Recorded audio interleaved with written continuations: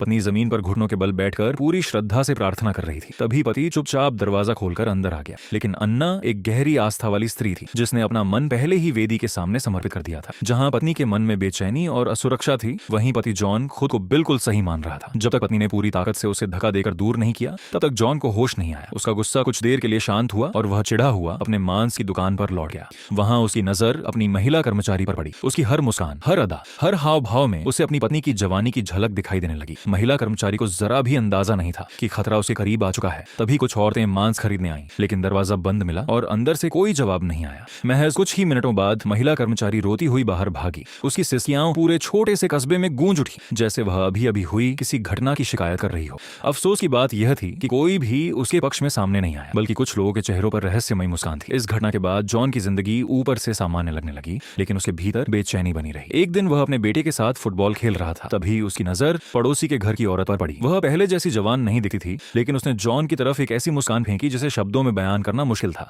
उस दिन के बाद जॉन अक्सर अनजाने में उसके घर की तरफ देखने लगा। उसे लगा जैसे इस दुनिया में कोई तो है जो उसकी भावनाओं को समझता है। जब उसकी पत्नी और बच्चे चर्च जाने के लिए तैयार हुए, तो जॉन को लगा कि यही सही मौका है। उसने भी असामान्य रूप से सूट पहन लिया और उम्मीदों से भरा पड़ोसी के घर के नीचे पहुंचा। लेकिन जैसे ही वह दरवाजा खटखटाने वाला था, उसने देखा कि एक आदमी उसे घूर रहा है। मजबूर होकर उसे यह मौका छोड़ना पड़ा। घर लौटने पर उसका इंतजार एक और झटका कर रहा था। प्रार्थना पूरी करने के बाद उसकी पत्नी ने तलाक की मांग कर दी। जॉन यह सुनकर टूट गया। उसने गिड़गिड़ाकर इस टूटी हुई शादी को बचाने की कोशिश की, लेकिन अन्ना का फैसला अटल था। उसकी आंखों में दृढ़ता थी, जरा भी हिचकिचाहट नहीं। इसके बाद अन्ना दिन भर बिस्तर पर पड़ी रहती, ना कुछ खाती न पीती। पति चाहे खाना लाकर देता, वह मना कर देती। पत्नी को दिन ब दिन कमजोर और उदास होते देख जॉन के दिल में दर्द भी था और बेबसी भी। वह नहीं चाहता था कि उसकी पत्नी यूं ही खुद को खत्म कर दे। आखिरकार उसने अन्ना को जबरन बिस्तर से उठाया।